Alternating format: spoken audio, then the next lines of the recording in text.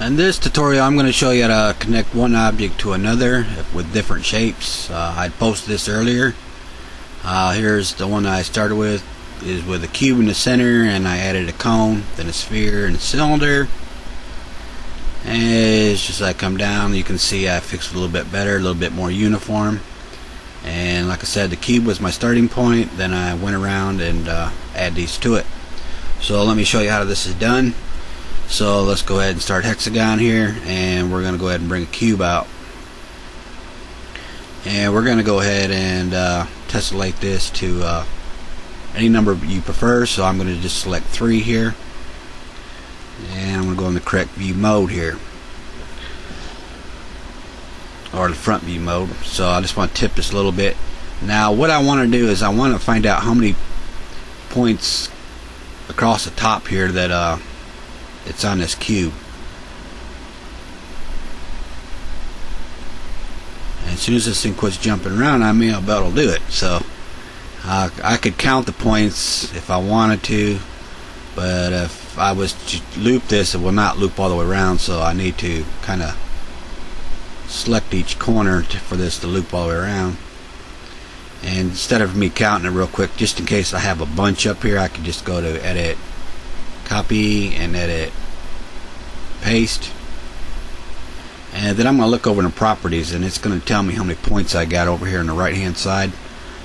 This is all I need to know. It tells me I got 16 points.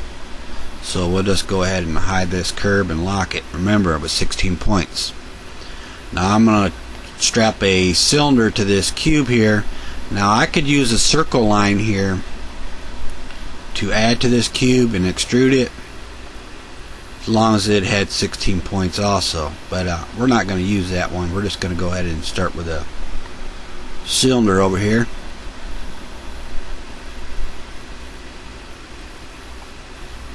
So we'll select the cylinder,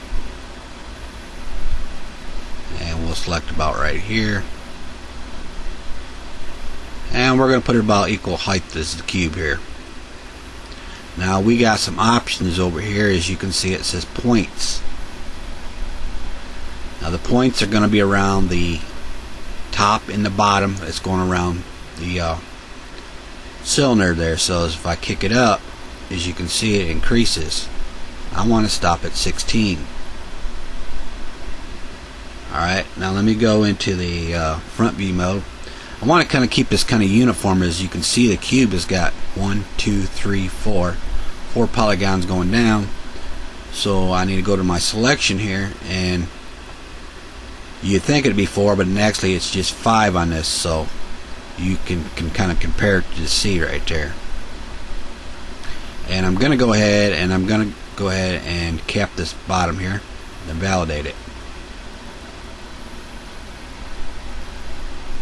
Alright, now I'm going to go ahead and I want to size this up, so I'm going to go ahead and stick this kind of in the middle,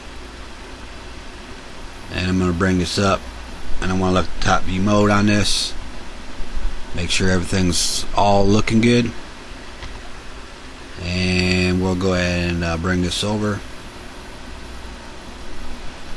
Let's just take a look here. I'm kind of concentrating to make sure everything's real centered, and it looks like it's pretty centered. And my edges, I'm concentrating on these 2 edges coming down here, so that's fine, just as long as it's pretty centered.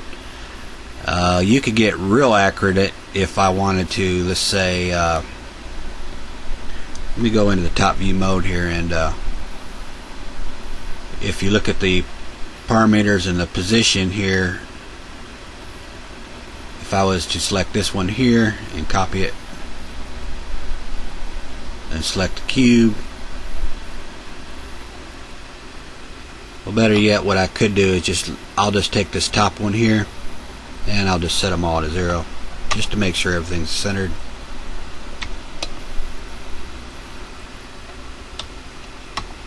Then I'll do the same with this one.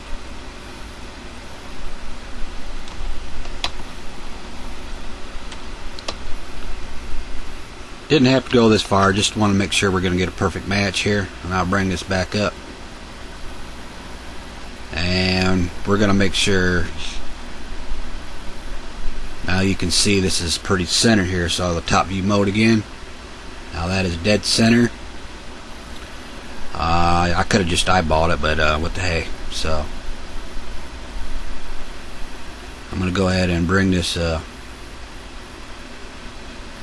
want to bring this up about this high here. I am going to tip this back around. I'm going to select both of these. I'm going to select in face mode. I'm going to hold the shift key down while I'm doing this. I'm going to select over here. Then I'm going to use the bridge tool and connect them.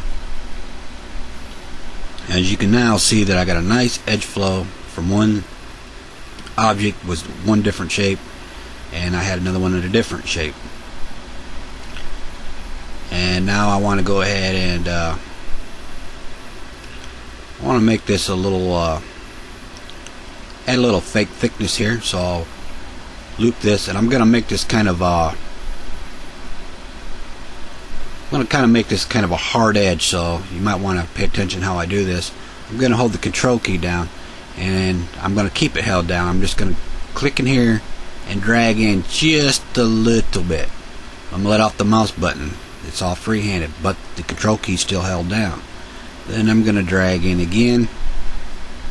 Now I want to keep it tight here before I dip it down inside the cylinder, so I want to extrude it one more time, just a little bit, before I turn it in. The control key is held down, and I'm just letting off the mouse button. I'm going to drop it down just a little bit.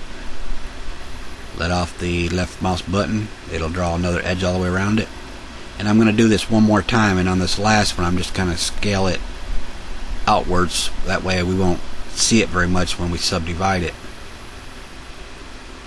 So this is pretty much what you get now. I got one object flowing into the next one here.